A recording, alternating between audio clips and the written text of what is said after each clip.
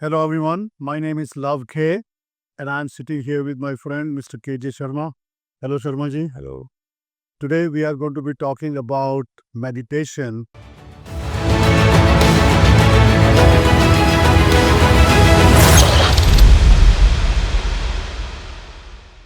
As you might remember, that last time when we spoke, we said we will talk about meditation, what exactly it is all about. And hopefully, this session will be very useful for those seekers who are trying to follow the path of spiritual journey. Meditation is one of the key element for the spiritual growth. So, Sharmaji, before we talk about meditation in detail, can you briefly summarize what is meditation? Yeah, thank you, Mr. Kid. Basically, meditation is transcending the mind, is basically meditation. Mhm. But the purpose of meditation is to create the harmony of the physical entity with the spiritual entity with it. Mm. Because in our human body, there are two entities. One is your own soul, that is the Atma, and the other is the body, mind, and intellect, which is the physical entity. But the Atma, the soul, that is not a physical entity. That is the spiritual entity, that is the consciousness. So, consciousness is not a material entity. Yes, yes, yes. So, in order to create the harmony between the two, because the physical entity, the body, mind, intellect, it cannot exist without the Atma, which is the substratum, from which only, because of the Atma, the consciousness mm, is only the one which has manifested into the physical expanse of Mhm. the entire universe. What we see, it is nothing but the manifestation of the same consciousness, the Atman, the Brahman, whom we call Brahman. So, So the purpose of meditation is actually to create harmony between the physical and the consciousness, the spiritual entity. The purpose of meditation is that. yeah. So now, given that the way you have explained the definition of meditation and its purpose, what benefit it brings to me when I do what we are describing? What is the benefit of that? The benefit, you see, the benefit is that first of all, one has to understand that if there are two entities, though at the highest level of intelligence, if we understand, there is only one existence, which is the Brahman. Mm. But the physical entity and the spiritual, the Atma, so long these two big, these two are seemingly, you know, visible and are all living creatures are interacting. The benefit, particularly in case of human being, because the meditation and spiritual or inward journey is possible only for human life, it is not for any other creature's life. So, in case of human life, as you ask for the benefit is this, that in human life, we are much superior compared to any other creatures. Other creatures, other animals, they cannot go on inward journey, but the human being can go on inward journey to understand the spiritual entity, which is the self, which is the Atman, which is the Brahman itself. So, what is the benefit then? So the benefit is that, because you see, if we you can if you in the human being cannot strike the balance between his physical entity and the spiritual entity, which is the consciousness which he himself, the human life is never complete. The human life, that is why the human sufferings are there. That is why the human understanding is not clear. That is why so much of distortion, disharmony, and quarrel and fight and all those things are happening in the world. So, would you say that meditation is necessary Absolutely. condition for achieving peace and happiness and maybe the path to enlightenment? Yes. But it is not sufficient. You need to have meditation and you need to know the knowledge. Then only you can achieve the enlightenment. Meditation is a means to an end. It's not the end only, Yes. right? So you see, first of all, unless somebody has understood the necessity of meditation, first of all, it has to be understood that the meditation, why the meditation is required. Not that, you simply close your eyes and sit and then you start thinking, because the mind is never going to be at rest. So, so the purpose is that, one has to first understand why the meditation is required. As I have already explained and said, meditation is required in order to understand the self and create harmony between the physical entity and the consciousness, the spiritual entity. So, in order to do that, first of all, this much has to be understood. This should be the goal. Then the process of meditation starts. Now, when the process of meditation starts, the first step or the first understanding has to be borne in mind that meditation, the purpose of meditation is to transcend the mind. Yeah. So I think now let's go to the next level. I understand everything that you're talking about regarding the purpose and the benefit and all that. How shall I begin? What are the basic steps I need to follow so that I can go to that state where I can transcend my mind and bring the harmony between the soul and the physical entity. So what are these steps? And I know also, let me just add one more thing, that there are many different kinds of meditation. How do I know which is the right one? See, But there are two-part questions. you see, first of all, I'm not going to talk about various kinds. The primary state in order to start the meditation and be in meditation and achieve the goal of meditation is that, you see, in order to understand or realize the soul, the Atma, the consciousness, is not possible without transcending the mind, because the purpose of the mind, the nature of the mind is that continuously the thoughts will keep arising in the mind, because from the very birth of the human body, the mind is continuously interacting with the objects. So, continuous visible objects and through our five senses, the informations about the nature are coming to the human brain. And then, when the perceptions are coming, then the interactions are also continuously going on. So, lot of thoughts are continuously arising because of this five senses perceptions going on. So the mind is never at rest. So unless the mind has to be brought at rest, one has to sit. And now I will explain the process of how to create the situation in which the meditation should start.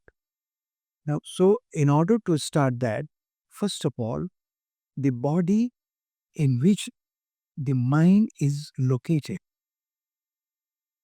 So there has to be we had to create a harmony between the mind and the body first.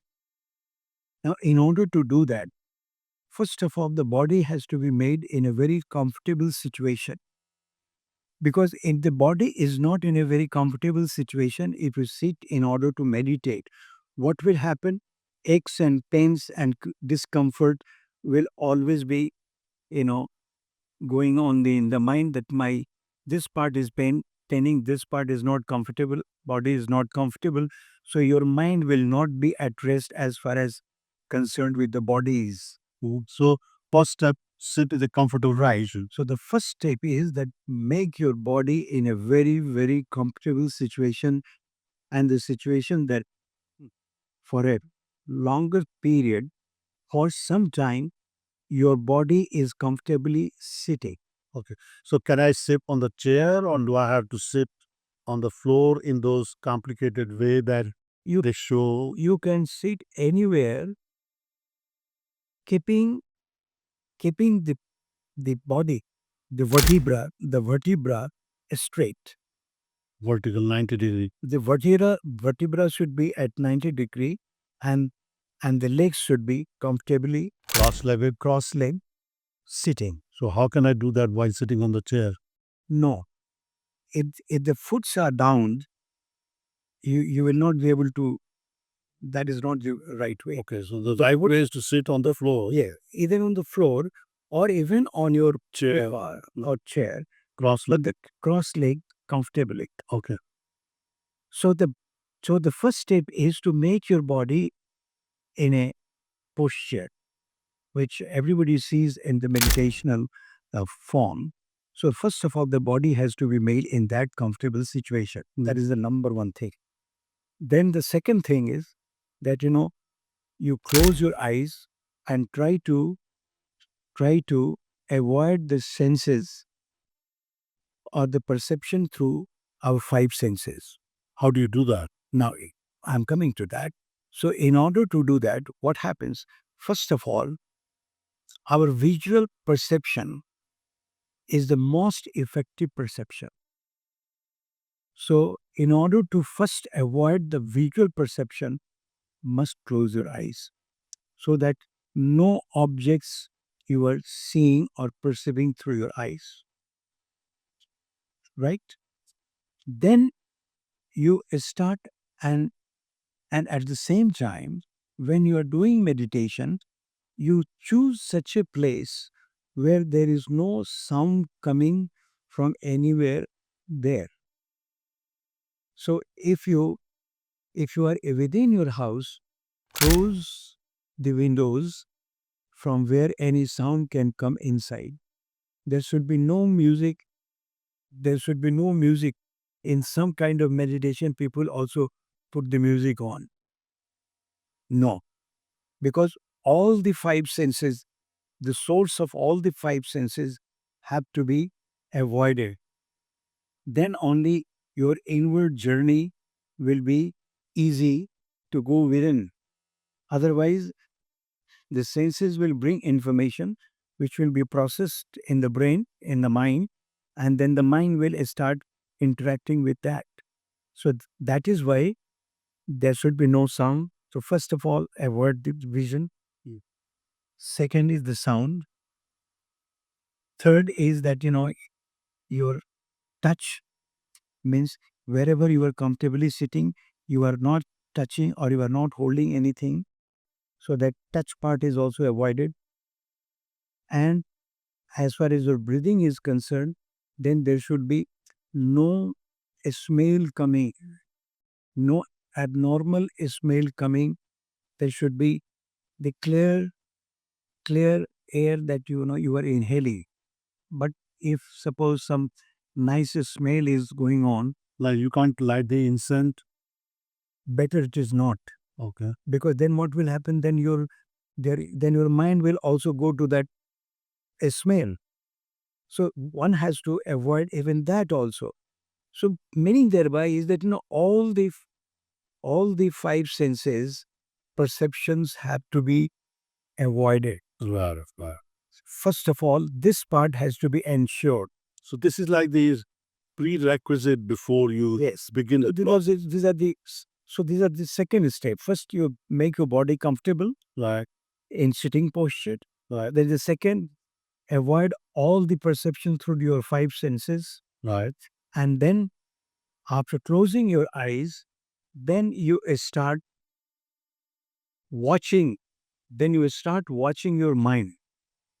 Because even if you have closed your eyes and you are avoiding all the five senses, perception, still your mind is not at rest, because mind has got the capacity even beyond the five senses to go and be anywhere. So then you start watching your mind, that what your mind is doing, Right. and then you start avoiding and trying to retrieve the mind, instruct the mind, no, I'm not interested in any thoughts, I'm not interested on any object, I'm not interested. So you start slowly retraining your mind.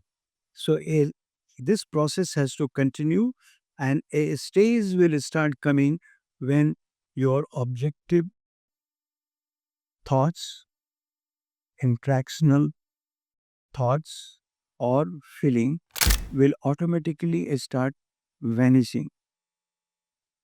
And this process, when it continues for a longer and longer time, with the intention that my purpose is to understand the consciousness, because of which only I know the mind. The knower of the mind, the knower of the body, the knower of the intelligence is who? Is within, is within the body. And that entity is none but that entity is I. So I had to realize that entity. So we had to concentrate on that entity, and that entity is nothing else but the I myself, the Atma. So when we start concentrating, making the mind to concentrate on that, then automatically you will find that the mind is being retrieved from the entire expanse of the universe. All the thoughts will start vanishing, and a stage will come when we will transcend the mind. When we transcend the mind, then what is left is the self, the Atman. That is why the Mahavakyas of our Vedas says, Aham Brahmasmi, Tattvamasi.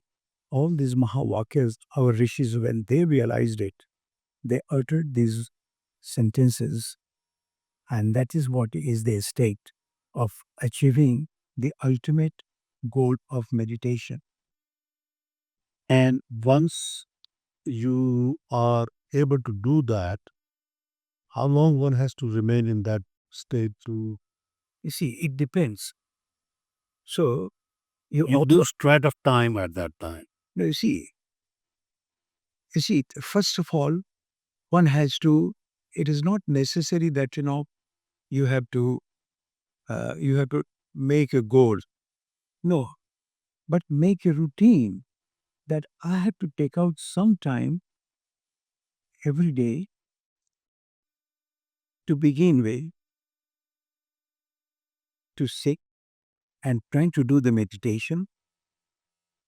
And once it becomes your habit, it becomes your nature that you are interested doing it, then the improvement will start taking place, and a stage will come that you will you will never forget not doing meditation.